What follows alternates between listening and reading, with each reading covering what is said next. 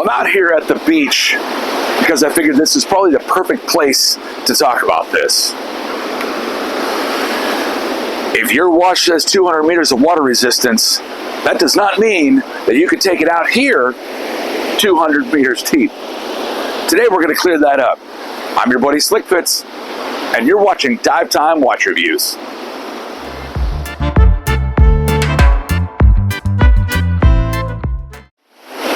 Real quick, if you're into diving, watches, and real world testing, go ahead and hit that subscribe button. We're getting in the water a lot because it's the season. We're taking off. So here's where everybody gets it wrong. When a watch says 200 meters, it's not tested out here. It's tested in a lab, in a pressure chamber, sitting completely still. No waves, no movement, no current, nothing. It's called static pressure. But real life, out here, that's dynamic pressure.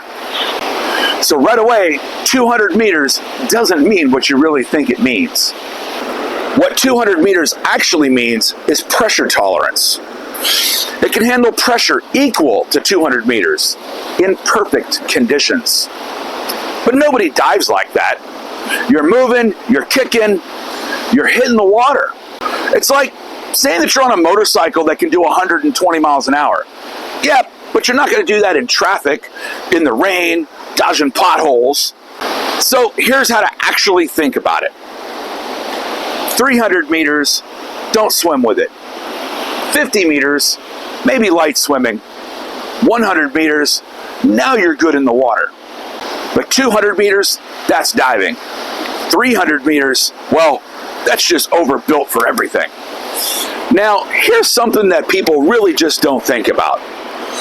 Water doesn't get in because of depth. Water gets in because of failure points, especially your crown. If that's not screwed down, or you got worn gaskets, cheap seals, well, you're going to end up getting water in there. And that's why screw-down crowns exist. They're not here for style. They're for, protection. Most watches definitely don't fail because of pressure. They fail because of bad seals. And of course, it's always a great day out here on Johnson Beach when your video's getting interrupted by the Blue Angels. Gotta love them. Now guys, this is where things get real.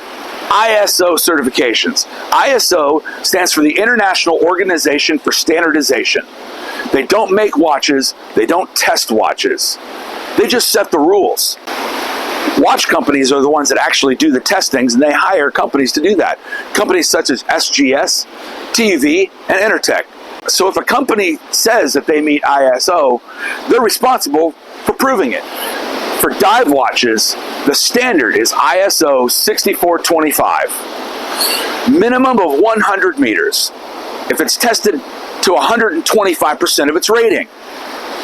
They heat the watch up, they let it cool down, they check for fog. It has to be readable in total darkness. The lume has to actually work. The bezel has to be unidirectional for safety. Shock resistance, magnetism, and salt water. If it just says 200 meter water resistant, it might not be. So how do we even know if it's 200 meters water resistance? It starts with the design. The case, the seats, the crown. When they test prototypes over and over and over, pressure chambers, repeated cycles. Some brands test every single watch. Others just test batches. But the rating isn't random. It's engineering plus testing. Now, here's the real question. Can brands just throw 200 meters on the dial? Well, yeah. Technically, they can. There's no global system checking every watch. That's why brand reputation matters. Most good brands test and stand behind it, but not everything out there is equal. Now, some of the most common mistakes that we can make out there with our watches are things like pushing pushers when you're underwater, not making sure that your screw-down crown is all the way screwed down, or if it's not screwed down, if you have it out, you're going to let water in there. Of course, jumping into a hot tub, jumping into cold water, those things start messing with the seals.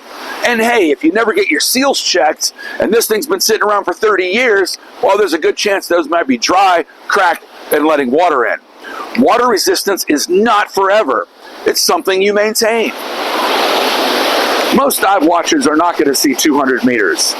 Shoot, most of them don't see 20. But that's not the point. The point is, they're built for this. Ocean, riding, sweat, rain, and life. So no, your 200-meter watch is not going to go 200 meters deep. But if it's built right, it'll survive everything you throw at it. Everybody can put 200 meters on a dial, but not every watch earns it. Now, you know the difference. You know what's tested, what's engineered, and what's just marketing.